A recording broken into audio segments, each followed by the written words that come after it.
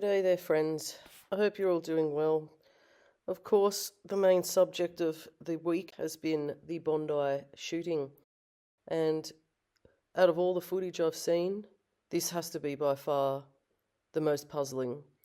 As you can see, there is the father, the shooter, firing and discharging a weapon as these two men come into the scene. The guy in the white basically runs into the line of fire. Now, the puzzling thing about this is if someone's firing a weapon, right, a long arm weapon, are you going to run in front of the shooter and just put your hands in your pocket and just stroll on by? They run in front of the shooter and and you can see him pointing there. He's pointing straight at the cameraman who's recording. This guy kind of turns around to check what's behind him, what he's pointing at, but doesn't take them out. And you can see the blurred out little image on the left there, the left bottom of the screen. That's a dog. That's a border collie. And you would think that if a gun was being fired, this dog would have taken off. But yeah, he's pointing at him, pointing at the cameraman, whoever's recording there, and he turns around, has a look. And yeah, it's just so bizarre. And I've slowed it down here in this part a little more. So you see how he sort of runs in? He runs into the line of fire. So does his friend there in the purple shirt or the grey shirt or whatever it is. And he stops and points at him. Doesn't take cover. None of that. There we go. And he just casually walks. As he's discharging the weapon, he casually walks towards the man with his hands in his pocket. It's just so bizarre. And yeah, the dog's down there. I don't know why they blurred that out. But yeah, it's just really weird. See, he's just discharged the weapon, aimed straight towards the man in white, but not like sort of past him. I think that's a rock climbing wall that's there. It's definitely not a tree, because there aren't any trees in Bondi that have stumps like that are that thick. So I think it's a rock climbing wall for entertainment. But behind all of that is the promenade, the railing, and then it goes on to the beach, the sand and everything. So yeah, here he comes. Sort of pulls his pants up a little. Appears to be putting his hands in his pockets. The other guy comes over from the far right of the screen, sort of runs around and gets in line next to the guy in white. And they casually walk by, looking at this guy who's firing a weapon, not taking cover, not trying to avoid the area, not hitting the ground, just watching this man, and then lifts his arm up, points. He points and looks straight at the cameraman. If I was holding that camera, I would see that he was pointing at me. So this is the scene in which the hero comes along and grapples the gun off the perpetrator and aims it at him. And this guy falls over and sort of stumbles off, and he walks away, turns his back on a man who has a gun pointed at him. He kind of turns around. The guy puts it down, rests it up against a tree, realises, okay, I better put this down. And the gunman is now leaning against a pole. He strolls off as this fella comes in and throws something at him. Now, the fella who throws something at him looks a lot like the guy who was pointing at the camera in the first clips that I put on here. Now, tell me this is not the same guy. He's got the black pants, white shirt, and a black hat. He looks exactly like the guy from the beginning of this video that I'm making here with that footage. It appears that he does get shot, and he's sitting with the guy near the tree, and then he sort of lifts his arm up and stumbles off and collapses. Now, I think there are a lot of people out there who are saying that the entire thing was a psyop, and I don't know. I wasn't there. The only thing I'm going off is the footage that I can see with my own eyes.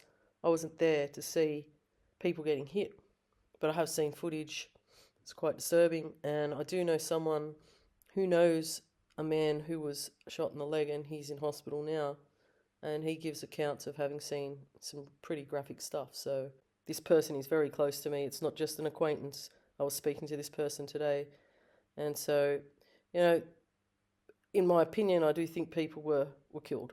That's my opinion.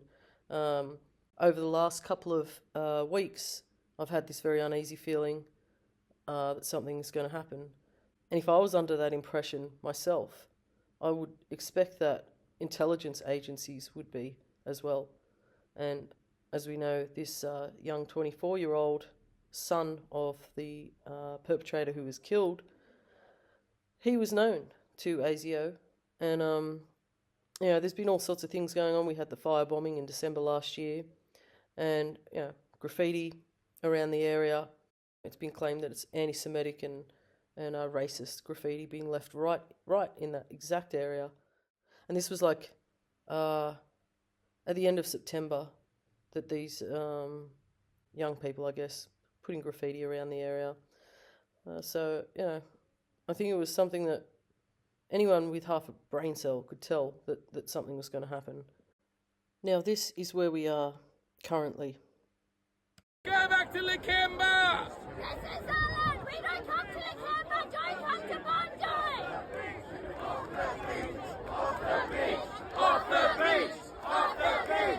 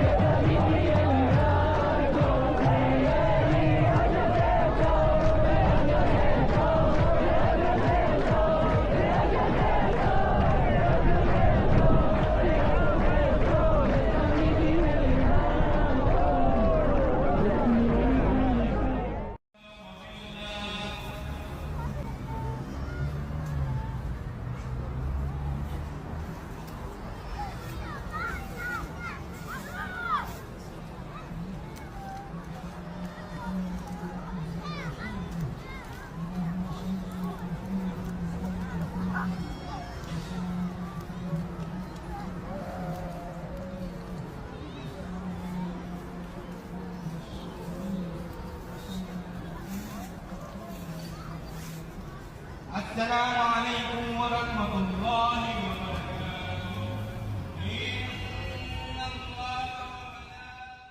I'm here to mourn,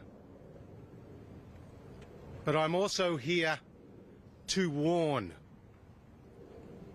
Unless our governments, federal and state, take urgent, unprecedented and strong action, as night follows day, we will be back grieving the loss of innocent life in another terrorist attack in our country. This was all too predictable. Survived October 7th. I lived in Israel the last 13 years. We came here only 2 weeks ago to work with the Jewish community, to fight anti-Semitism, to fight this bloodthirsty, ravaging hatred. That's why you're here. That's why I'm here. We've lived through worse. We're going to get through this, and we're going to get the bastards that did this. I never thought I would see this in Australia, not in my lifetime. On Bondi Beach. On Bondi Beach, of all places, this iconic place. Now, the man speaking there is Arsen Ostrovsky. He is an international human rights lawyer and serves as an executive director of the Israeli Jewish Congress, an Israel-based non-government organisation that works to strengthen ties between Jewish communities across Europe and Israeli leadership. And through this role, he actively supports Israel on the global stage, and particularly in countering anti-Semitism, BDS initiatives, and efforts to delegitimize the Jewish state. And the BDS movement is a non-violent Palestinian-led initiative which was launched in 2005 that seeks to pressure Israel to meet its obligations under international law through economic, academic, and cultural boycotts, as well as government sanctions. And its three core demands are to end the occupation and colonization of all Arab lands occupied in 1967 and to dismantle the separation wall. It also includes to recognize the fundamental rights of Arab Palestinian citizens of Israel to full equality, and thirdly, to respect, protect, and promote the rights of Palestinian refugees to return to their homes and properties as stipulated in UN Resolution 194. Arsen, you lead an organization which is doing important work that seeks to support and strengthen the state of Israel in the international arena. And I'd like to touch on some of those issues, including the UN, BDS, and the broader campaign to delegitimize Israel. But before we get into that, tell me a little bit more about the organization itself, what it seeks to do, who are its members, and what your objectives are. Sure. The International Legal Forum, it's an Israeli-based, proactive NGO that consists of some 3,500 lawyers around the world in over 40 countries, including the United States, that are leading the fight against anti-Semitism, against the delegitimization of Israel, against BDS and terror, but in the international legal arena as lawyers through the lens of the law. We were started about 5 years ago, primarily because of the understanding that Israel is facing challenges on many different battlefronts, but especially the legal battlefront, that we are under legal assault, anti-Semitism, terror through the UN and other places. So we need to be able to not only respond to that, but what's I think most powerful is that the law also gives us the opportunity to change the paradigm. So not only be able to respond in real time to the threats and challenges, which are many that we face, but also use the law to our advantage, which we've done. And I'll give you examples, whether that's in combating boycotts, whether that's in standing up for Israel at the ICC, whether it's in stopping terror funding and so on, or working with students to empower them to fight anti-Semitism on campus. So the law really offers us also the opportunity to change this paradigm. And I think that's something that's very crucial in the fight for Israel and in combating the delegitimization of the Jewish state. So Palestinians focus on UN Resolution 194 because it's seen as the foundational international legal basis for the right of return for Palestinian refugees displaced in the 1948 war, the Nakba, mandating their return to homes or for compensation, symbolising justice and national identity, and it's a core demand for lasting peace and self-determination despite its non-implementation. So Resolution 194 represents a commitment from the international community to resolve the refugee crisis, offering hope and a tangible goal for justice and dignity after displacement. And for Palestinians, it links the original 1948 displacement, the Nakba, to ongoing displacement, like the recent events in Gaza, reinforcing the need for a permanent solution. And Palestinians view the right of return as a fundamental prerequisite for realising their right to self-determination and achieving a just, lasting peace. The right of return is a universal right that is binding under international law, which should be enjoyed by all people, regardless of where they come from. And the idea of universal rights is an ancient one, but one of its first international expressions is found in the Universal Declaration of Human Rights, which was proclaimed by the United Nations in 1948 as a common standard of achievement for all peoples and all nations. And one of the core rights set out in the UDHR is the right of return. And Article 13b of the UDHR states, everyone has the right to leave any country, including his own, and to return to his country. Palestinian refugees are entitled to this binding universal right in the same way that all other refugees are, whether they come from Bosnia, Rwanda, South Africa, or anywhere else.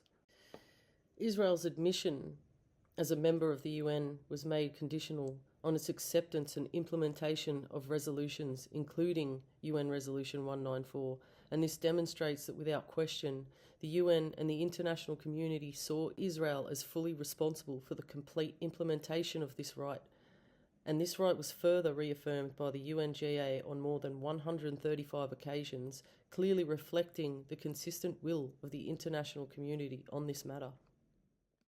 Now, Australia formally recognised the State of Palestine on September 21st of this year, but I don't believe that has anything to do with the upsurge in violence and graffiti and all this stuff that's going on. I think there's a deeper issue. And the State of Palestine is recognised as a sovereign nation by 157 of the 193 UN member states, representing 81% of the international community. I do understand why there's such a push on Australia by Israel to bolster support on policies that are deeply rooted in Zionism. And I'm sure many of you listening also understand that. And I could say a lot more, but I need to be careful of what I say and how I say it. And things are changing rapidly. I don't really see a clear path forward from here. What I see coming is a strict limitation on free speech, and it's going to come down to what the Australian government deems as hate speech. Also, we're going to be seeing reforms on gun rights, gun laws. And, you know, there's been talk about implementing a digital database on these registrations of gun owners. So that's just another open door for digital ID. But anyway, I'm going to leave it here. And if you got to the end, thank you for listening. And I hope you have a great Christmas and a happy and safe New Year. As for now, I think I'm just going to take a little break. Might upload some shorts. But yes, I wish you all well. And stay cool. Know your exits. And yeah, basically practice situational awareness. Just be aware. There's no need to be afraid of anything. And if you are vibrating on the right frequency, you should be in the right place at the right time.